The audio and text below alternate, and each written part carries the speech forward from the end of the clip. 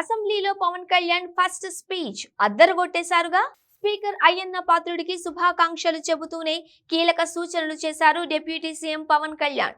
ఇకపై ప్రత్యర్థులను తిట్టే ఛాన్స్ ను అయ్యన్న కోల్పోయారు అన్నారు. ఇప్పటి వరకు అయ్యన్నలో వాడి వేడిని చూశారు, ఇకపై ఆయన హుందాతనాన్ని చూస్తారన్నారు పవన్. ఏపీ అసెంబ్లీ సమావేశాలు కొనసాగుతున్నాయి. శాసనసభాధిపతిగా ఏకగ్రీవంగా ఎన్నికైన చింతకాయల అయ్యన్న పాత్రుడు బాధ్యతలు స్వీకరించారు.